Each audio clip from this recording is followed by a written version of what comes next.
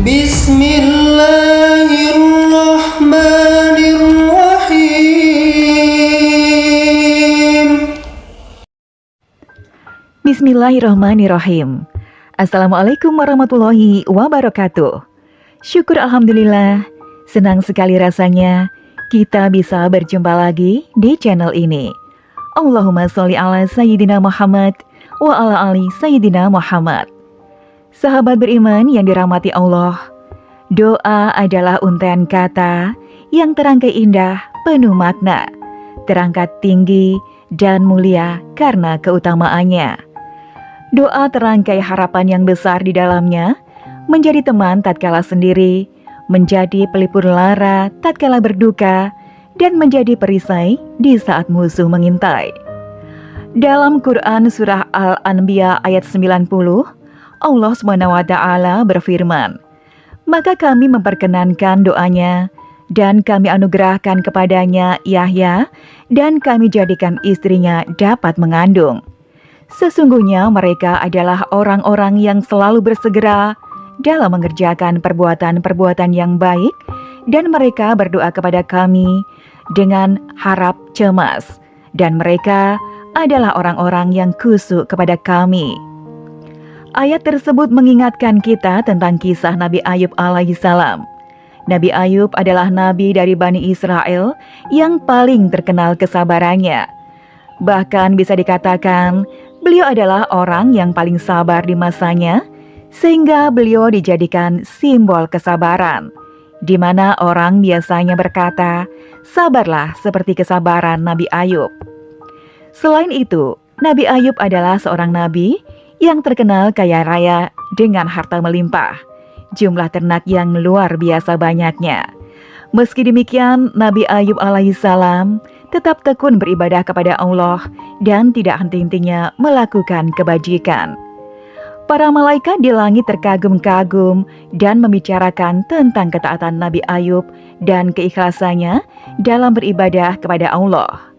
Iblis yang mendengar pembicaraan para malaikat ini merasa iri dan ingin menjerumuskan Ayub agar menjadi orang yang tidak sabar dan celaka. Mula-mula iblis mencoba sendiri menggoda Nabi Ayub agar tersesat dan tidak bersyukur kepada Allah. Namun usahanya ini gagal. Nabi Ayub tetap tak tergoyahkan. Lalu iblis pun menghadap Allah meminta agar ia diizinkan untuk menguji keikhlasan Nabi Ayub. Iblis berkata, "Wahai Tuhan, sesungguhnya Ayub senantiasa patuh dan berbakti kepadamu, senantiasa memujimu, tak lain hanyalah karena takut kehilangan kenikmatan yang telah Engkau berikan kepadanya, karena ia ingin kekayaannya tetap terpelihara. Semua ibadahnya bukan karena ikhlas, cinta, dan taat kepadamu. Andai kata ia terkena musibah dan kehilangan semua harta benda serta anak-anak dan istrinya, belum tentu ia akan tetap taat dan ikhlas menyembahmu."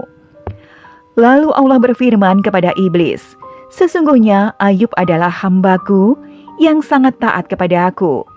Ia seorang mukmin yang baik. Apa yang ia lakukan untuk mendekatkan diri kepadaku adalah semata-mata didorong iman yang teguh kepadaku.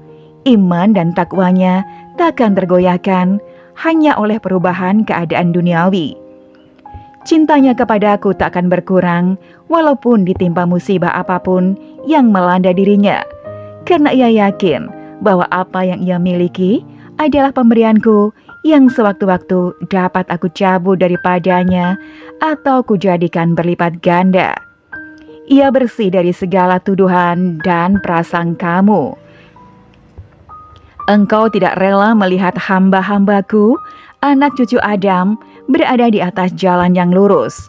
Untuk menguji keteguhan hati Ayub dan keimanannya pada takdirku, maka kuizinkan kau menggoda dan mencoba memalingkannya dariku.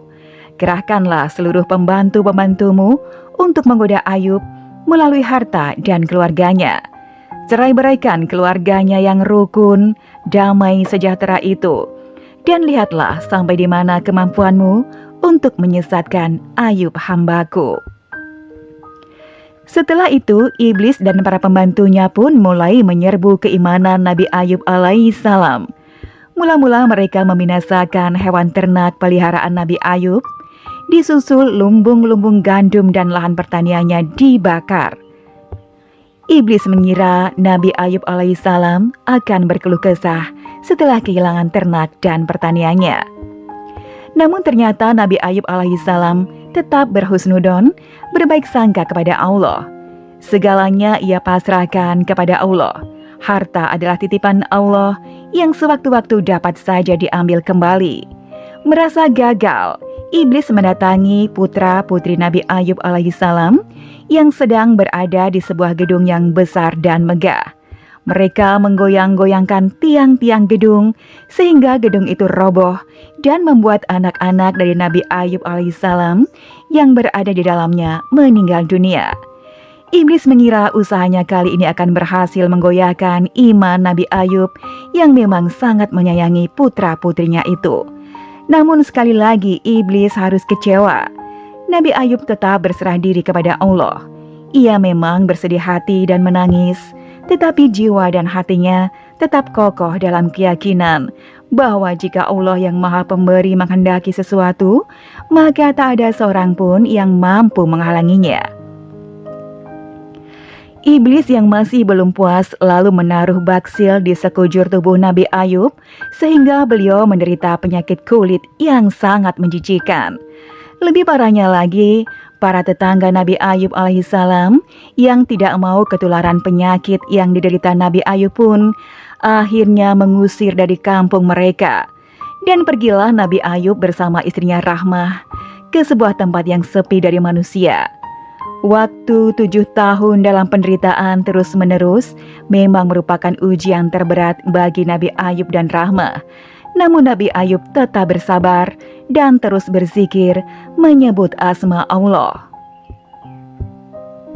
Lalu istri Nabi Ayub berkata, "Hai Ayub, seandainya engkau berdoa kepada Tuhanmu, niscaya Dia akan membebaskanmu." Namun Nabi Ayub alaihissalam malah menjawab, "Aku telah hidup selama 70 tahun dalam keadaan sehat, dan Allah baru mengujiku dalam keadaan sakit selama 7 tahun. Ketahuilah, itu amat sedikit dibandingkan masa 70 tahun.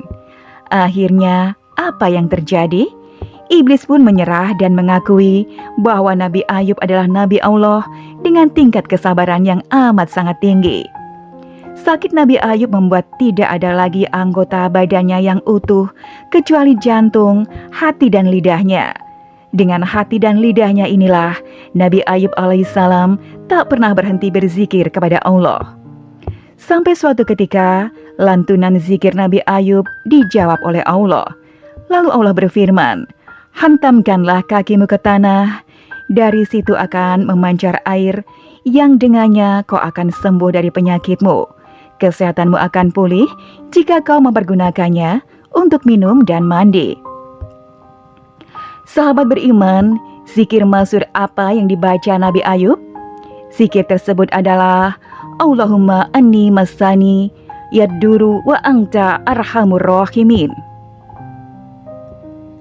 Yang artinya, "Ya Allah, sesungguhnya aku telah ditimpa penyakit dan Engkau adalah Tuhan yang Maha Penyayang di antara semua penyayang." Apakah keutamaan membaca zikir ini?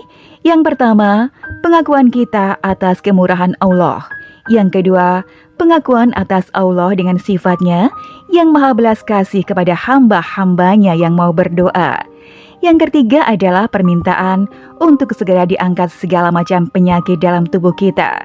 Kemudian yang keempat, permohonan untuk diberikan kesehatan. Lalu, kapankah waktunya? Boleh dikerjakan setelah selesai sholat agar selalu dijauhkan dari segala penyakit, atau jika kita dalam keadaan sakit.